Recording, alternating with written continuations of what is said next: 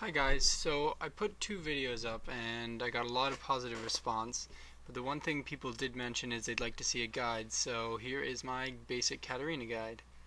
I'm going to start with some beginner tips and then move on to some intermediate tips, but if you feel like you're past the beginner stuff, you can just skip past that right here. Anyways, so the first thing I want to address is wards.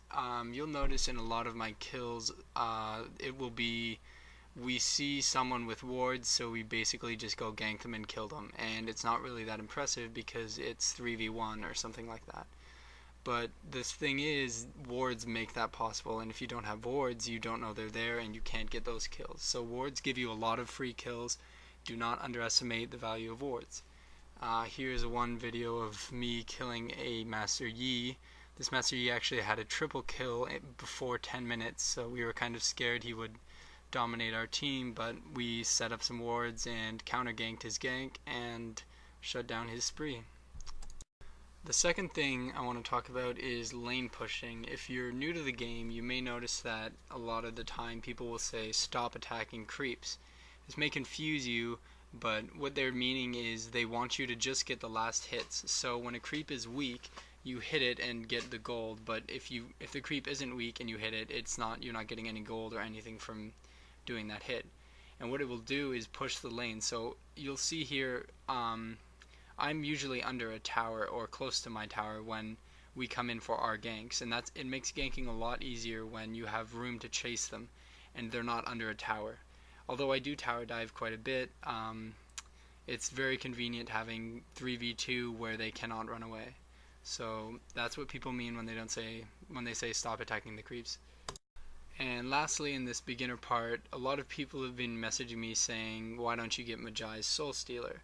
I don't actually think stacking items are that good, because like in my kills, what I'll do is I'll only go in if I have an escape route. So I'll go in where I can Shinpo to creeps once I kill them and get away safely. But with Majai's Soul Stealer, if I just run in and kamikaze them and we both die, I come out way ahead because they lose stacks and I don't. And usually when someone has a stacking item, they're on a killing spree, so we will be roughly the same killing spree usually. Another thing I want to mention is Katarina is a very patient hero.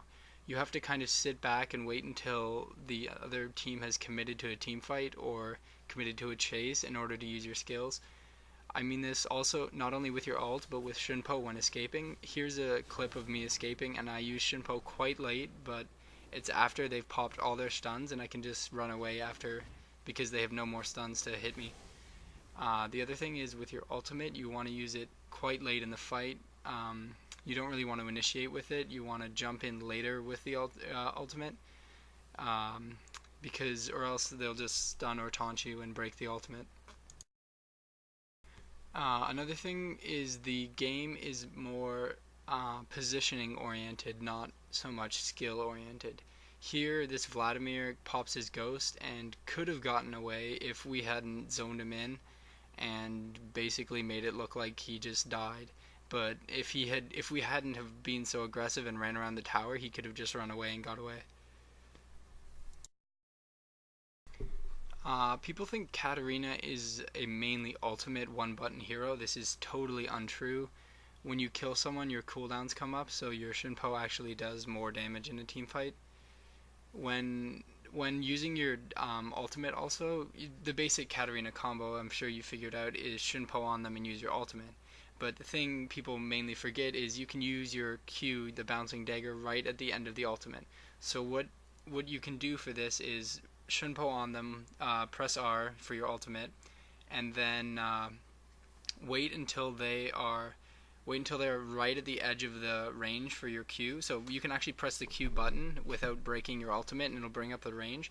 And then just have your mouse over top of them, wait till they get right to the edge, and then click them. And you can get kills a lot of the time with that last dagger that you wouldn't have been able to get, like that one on Corki and this one here on Ashe. The last thing I want to talk about is movement paths. You don't want to stand still a lot in this game. You want to be moving around, and you don't also want to be doing predictable movements. Kind of just move around like random. You'll see here I dodge Kassadin's ultimate and end up living with a flash, when I probably should have died, but I accidentally dodged his ultimate because I was just moving randomly, because that's how I escape. I move randomly, and you tend to inadvertently dodge things because it's hard to hit someone with a skill shot when you're running randomly.